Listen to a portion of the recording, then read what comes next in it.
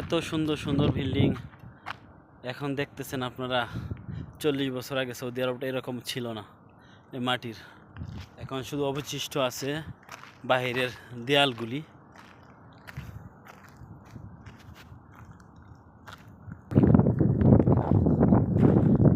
শুধু ওয়ালগুলি আছে, রুমগুলি সবগুলো মাটির সাথে মিশে গেছে। আসলে সৌদি আরবটা এখন যতটা পরিপাটি এবং সুউচ্চ দালান, 40 বছর আগে এগুলি ছিল না। মেইন শহরগুলিতে ছিল একমাত্র। যে সমস্ত এলাকা ছোট ছোট গ্রামগুলি, এগুলিতে এরকমই আসিন। এই যে দেখেন কারেন্টের লাইনও দেখা যায় আসিন। ওই যে কারেন্টের লাইন লেগিয়া কি সুন্দর। এখানে আবার বাতি ধরানোর জায়গা ছিল। কারেন্টের লাইন অনেক আগের। এটা একটা রুম আসিন, সেই রুমটা ভেঙে গেছে। কি অবস্থা! সবগুলি এখন ঝুঁকিপূর্ণ। আসলে এত সুন্দর দেশটা, একটা সময় মানুষ সব মাটির ঘরে থাকতো, তারই স্মৃতি বহন করে এখনো দাঁড়িয়ে আছে। এসবগুলি মাটির দেয়াল, শুধু বাহিরের দেয়ালটা আছে, আর ভিতরের সাইডটা পুরোটাই ধসে গেছে বৃষ্টিতে। কারণ অযত্ন আর অবহেলায় সব কিছুই বিলীন হয়ে যায়। এটাও এরকমই হয়েছে। কি অবস্থা!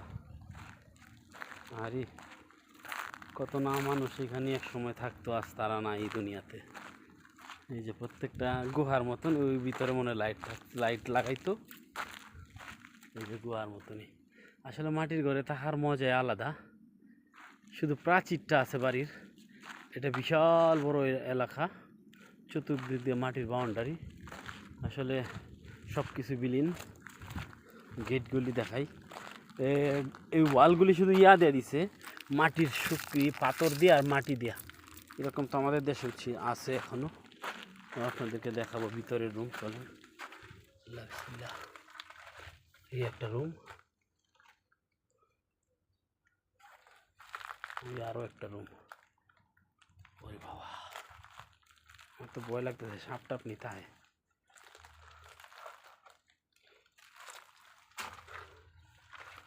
অনেক ভয়ানক জায়গা।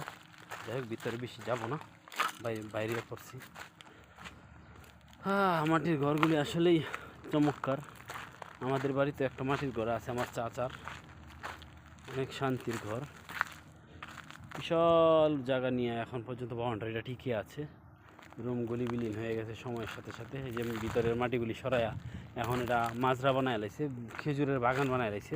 ওই যে ওই সাইডে খেজুরের বাগান।